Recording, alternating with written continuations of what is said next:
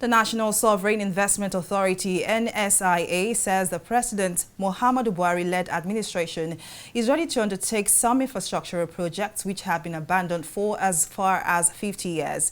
Speaking at the weekly ministerial briefing organized by the presidential media team, Managing Director of the NSIA, Uche Oji, said the completion of such projects would further strengthen Nigeria's economy. Details in this report.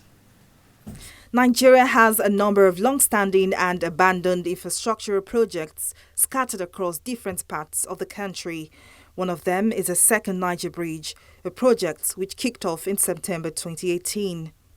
The National Sovereign Investment Authority (NSIA) says it has now taken up the task of addressing some of these issues. Managing Director of the NSIA, Uche Oji, assures that the construction of the Second Niger Bridge will be completed by 2022. The phase 1 will be completed 2022.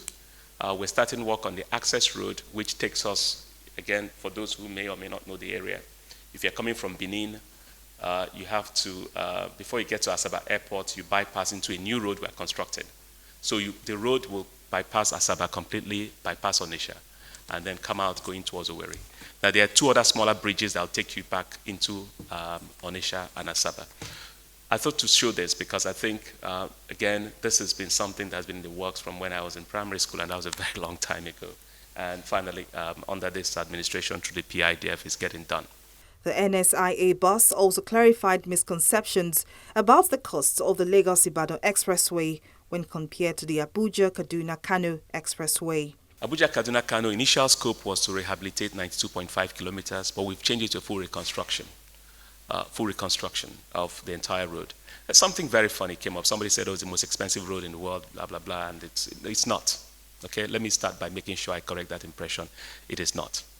When you look at road construction, what you look at is costs per kilometer per lane. You don't just say cost per lane. It doesn't work like that. Cost per kilometer, it doesn't work like that. Lagos-Ibadan is 6 lanes. This is 4 lanes, okay? When we have done the math, the numbers are very clear. Lagos-Ibadan, because of the terrain, more expensive.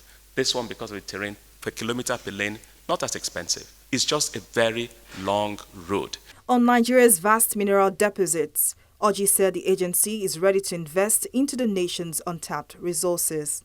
Phase 2, there's phosphate in Sokoto, not yet tapped. We are going to invest in making sure that that phosphate is beneficiated and used locally.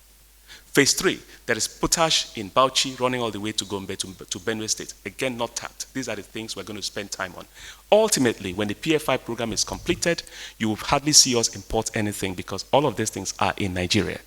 The Presidential Infrastructure Development Fund, PIDF, according to the NSIA boss, has recorded remarkable success in delivering its mandate, especially in the local production of fertilizer through the Presidential Fertilizer Initiative. Folashade Ogrinde, TV 360 News.